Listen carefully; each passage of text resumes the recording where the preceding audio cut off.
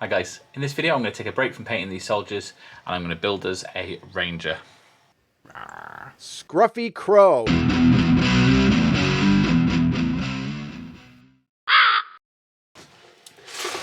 I've got my trusty bits box here with all my Northstar bits and pieces in.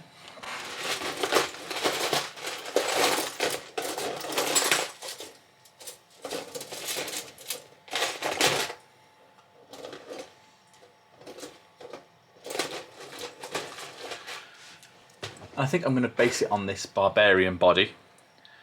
I think that's going to work quite well. Okay, I've just pulled some more bits out of the bits box. We've got the human quivers here, and we've got the elf one. And I think the elf one just looks a little bit more refined. I think we're going to use quite a lot of elf bits actually, because we've got a human head here. And nothing about this guy says mysterious stranger. I don't know, he just looks a bit plain. It's a cool little face, but as I said, yeah, it's not mysterious like this one. That's an elf head.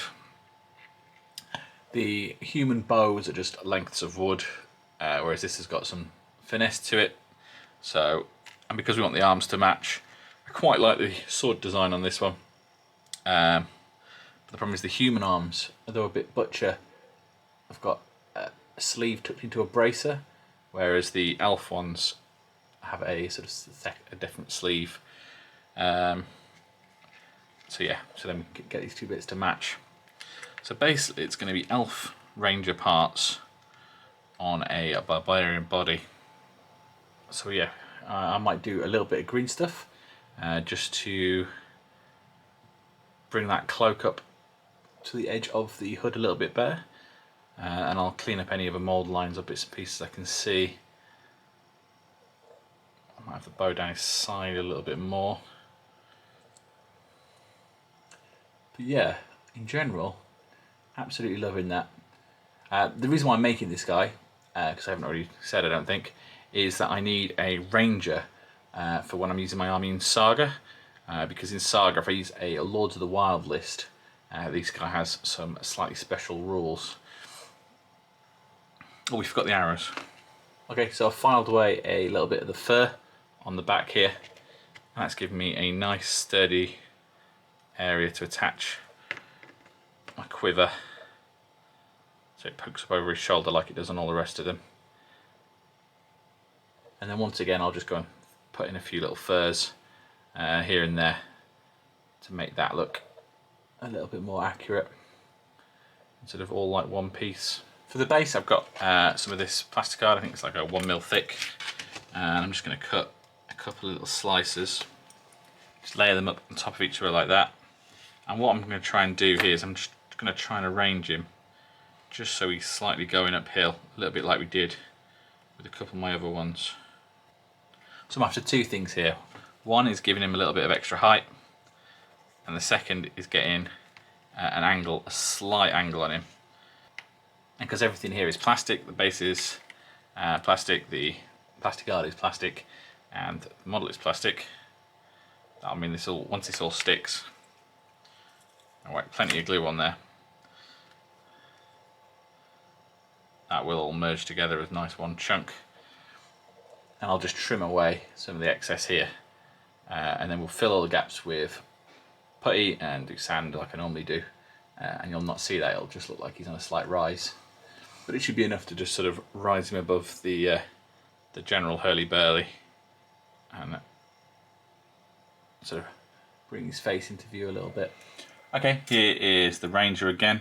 I built up the base again with a little bit of wood filler, and then added sand, and then the whole thing's had a spray of Halford's black, and then it sat on my shelf for a month. So as you saw at the beginning of this video, I was in the middle of painting my King's Guard unit. Yeah, that was ages ago now. But I need to finish my SAGA army, so he is on the painting table now. I think I'm going to go with a sort of tan colour inside the cloak, white on the back, green on his sort of shirt, and then probably yellow trousers maybe, just to give us that little pop of yellow. So whereas I'd normally start with the skin, because there's only really, in fact, just that tiny little patch of skin in there visible, everything else is covered. I'm going to start with the green because I think that's going to be the biggest colour on this. I'm going to go Games Workshop's Nocturne Green, followed by the Forest Green from Foundry, which is what I've used across the rest of the army. Okay, the green's done, and I've started laying a few other colours down. He's looking really messy at the moment. These Foundry paints don't cover very nicely. But yeah, I've got the strap in one of the P3 browns. We've done the trousers and the shirt sleeves in grey. Hopefully they'll just sort of blend away in the finished thing. And I've done the fur bits in Celestia grey. I'm going to do a few more of the flat colours. I have to get this nice and clear. And I'll probably go around with some Agrex Earthshade, give the whole thing a bit of a wash, try and pick out some of these bits like the belts and everything. Try and put a bit more contrast in there. Okay, I've had to play with some washes and then re-highlight in a few places. This is the colour I wanted the inside of the cloak, but it's not quite gone the way I wanted. It's a little bit too light. That was using the Foundry buff leathers. So I was originally going to use it on the inside of this guy's cloak, but I've changed my mind about that now. I think the model's more or less coming together now. I'm now just going to work on the cloak, highlight up the sword, just try and put the last few little highlights in, try and make it pop a little bit. And I haven't actually painted the skin yet either, so I'll do that now. Okay, I think I'm kind of done with the paint. I'm still not happy with this model. So one last thing I'm going to do is I'm going to get some Nuln Oil here. I'm going to go around, I'm going to do some pin highlights, pin shading. Just see if we can bring the contrast out a little bit, see if that'll improve matters. So if you've never seen me do this, I'm just taking it in all the shadows. I'm being fairly liberal with it.